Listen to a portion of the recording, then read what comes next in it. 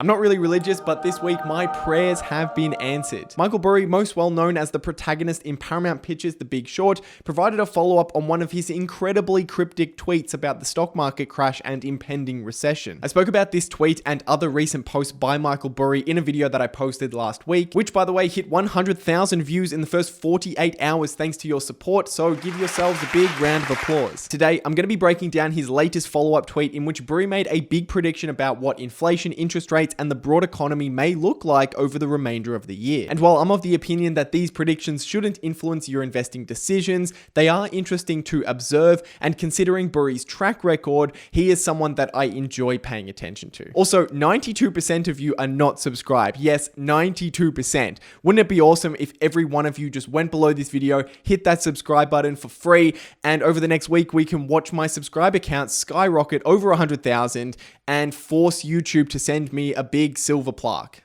Okay, that sounded more interesting in my head. Before we talk about the tweet that's going to be the main focus of this video, it's important to understand the context of what that was a follow-up to.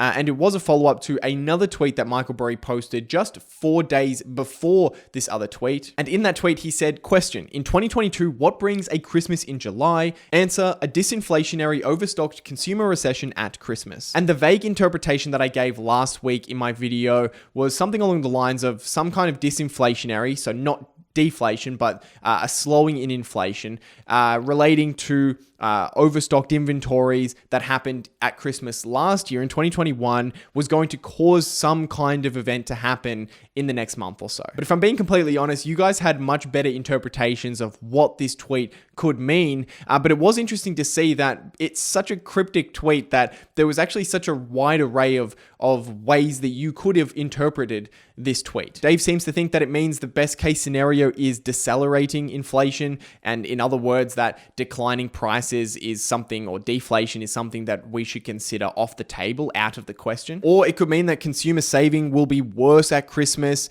but right now people are cashed up. Or in the other direction, it could mean that panic buying in the next month will actually drive prices even higher. And there were many other ways that people interpreted this tweet, which was extremely cryptic, even for Michael Burry. I know last week I said that Michael Burry was the economic version of Batman.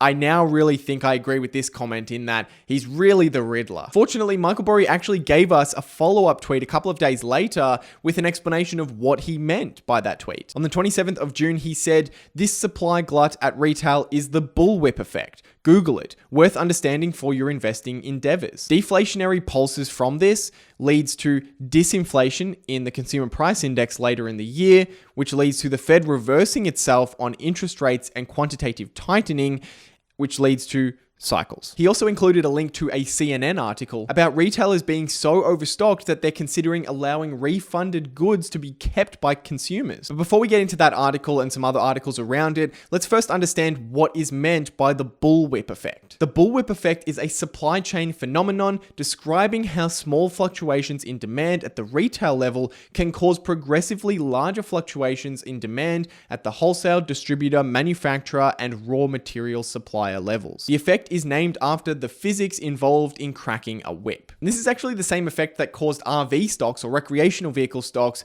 to drop by over 70% in 2018. In 2017, at the retail level, or at the dealership level in the RV industry, demand was surging, and this ultimately led to dealerships accidentally overstocking their lots or their dealerships in 2018. And what that meant was when demand dried up at the end of 2017, RV dealers were forced to sell those RVs that were filling up their lots for far less than they expected to, and far worse for manufacturers. Manufacturers were not receiving barely any orders from dealers who already had full lots and had to get rid of their existing inventory before placing new orders. In this case, in 2022, a small spike in retail demand for consumer goods is driving an overstocking of inventory at the wholesale level. And we know this because some of the biggest US retailers have all had their earnings calls recently and have spoken about in their earnings calls and earnings releases how they're seeing this effect. This includes major retailers such as Target, Walmart, Gap, and American Eagle Outfitters, who all mentioned that they had overstocked inventories. So how does this effect explain what Burry expects to see,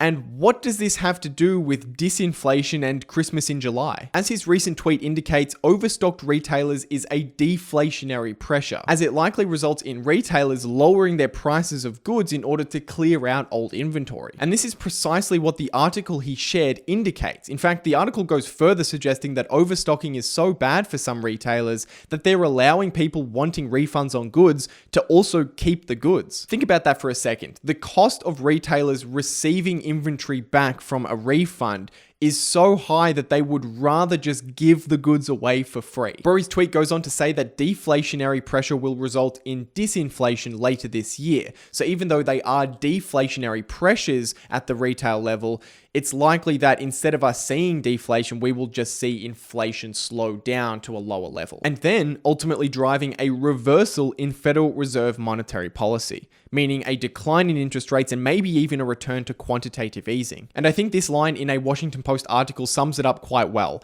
As laughable as it may seem, there may still be a transitory element to current inflation. Don't get me wrong, it is very laughable to bring up that word transitory again after it's been such a disaster for Jerome Powell and the Federal Reserve, who used that term to suggest that inflation was going to essentially go away by itself as supply chain issues eased.